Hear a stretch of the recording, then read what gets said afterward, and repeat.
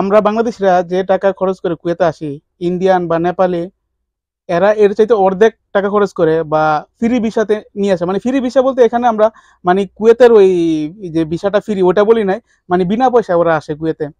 তো আইসা ভালো একটা অ্যামাউন্টে তারা জব করে, তারা বিভিন্ন উচ্চ পর্যায়ে এই জব করতেছে। কিন্তু আমাদের বাংলাদেশি প্রবাসীরা মানে 10 থেকে 12 লাখ টাকা খরচ করে কুয়েতে আসে। ওনারা আইসা মানে নিম্নমানের যে কাজগুলো আছে আমাদের ওইগুলোই করতে হয়, যেমন ক্লিনারের কাজ বা আপনার এই কি বলে চা গাওয়া বা যেটা ফরাস বলে আরবিতে, এই কাজগুলা করে। তো আমরা মানে এক্সপার্ট হয়ে কুয়েতে আসতে পারি না। এই কারণে আমাদের বাংলাদেশে যে শ্রম বাজারটা আছে কুয়েতের মাটিতে, এটা আস্তে আস্তে মানে দূরে চলে যাচ্ছে। তো আশাবাদী আমাদের যে কূটনৈতিক কর্মকর্তারা আছেন বা সরকার টু সরকার যে একটা পর্যালোচনা হয় বা একটা বৈঠক হয়, এই বৈঠকের মাধ্যমে আমাদের দেশের প্রবাসীদের জন্য কুয়েতে নিয়ে আসা হয় এবং দক্ষ শ্রমিক আমরা চাই কুয়েতে। আমাদের একটাই দাবি, বাংলাদেশ থেকে কুয়েতে দক্ষ শ্রমিক আসুক। অন্যান্য দেশে কিন্তু এর থেকে অনেক কমে মানে ভিসা পাওয়া যায়।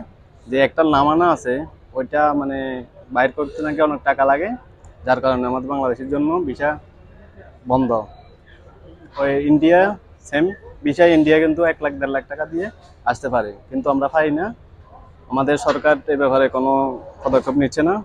সরকার যদি কুয়েতের সরকারের সাথে বসে কোনো একটা সমাধান করে তাহলে আমাদের জন্য আরো ইজি হবে, কিন্তু এটা না করাতে আমাদের অনেক টাকা খরচ করে কুয়েতে আসতে হয়। আমি নিজেও 12,20,000 টাকার মতো খরচ করে আসছি। মানুষ এখানে আসতে চায় ভিসার জন্য, বাংলাদেশের ভিসাগুলো নামানা সিস্টেম করে রাখছে। নর্মাল ভাবে ভিসা হয় না, অন্যান্য সব দেশের ভিসা একবারে অনলাইনে নর্মাল ভাবে হয়, 20 টাকা 30 টাকায় পাওয়া যায়। বাংলাদেশের ভিসা 1500-1600 টাকা লাগে, অনেক অসুবিধা। আমাদের লোকের দরকার কিন্তু আমরা লোক আনতে পারতেছি না। যদি বাংলাদেশ সরকার যদি আমাদের দিকে একটু দেখে ভিসাগুলো অনলাইন সিস্টেম করে দেয় তাহলে পয়সাও কম লাগবে, লোক এখানে এসে অনেক কর্মসংস্থান হইব। যদি আপনারা চেষ্টা করেন আমাদের জন্য খুবই ভালো হবে। পুরো পুরো ওয়ার্ল্ডের সব দেশের ভিসা অনলাইনে হয়, কিন্তু আমাদের বাঙালিদের ভিসা কোটা সিস্টেম করে রাখছে। এটা যদি সরকারি ভাবে একটু করে নরমাল করে আমাদের জন্য ভালো। লোকের সংকট, আমরা লোকের জন্য বিজনেস চালাতে পারতাছি না।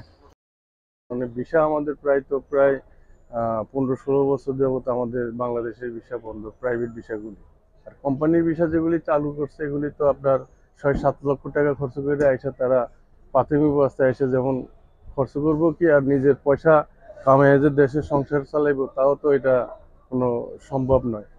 তার কারণে এখন বর্তমানে কোম্পানির যে বিষয়গুলি চালু আছে এটা আমাদের বাংলাদেশের জন্য কোনো একটা বেনিফিট নেই। যদি আমরা এই প্রাইভেট বিষয়গুলি চালু থাকতো, যে দোকানের বিষয়গুলি চালু থাকতো, তাইলে হয়তো বা আমরা আমাদের দেশের জন্য আরো একটু ভালো হইতো আর কি, মোটামুটি ভালো স্বচ্ছভাবে ব্যবসা বাণিজ্য করে যেতে পারতাম।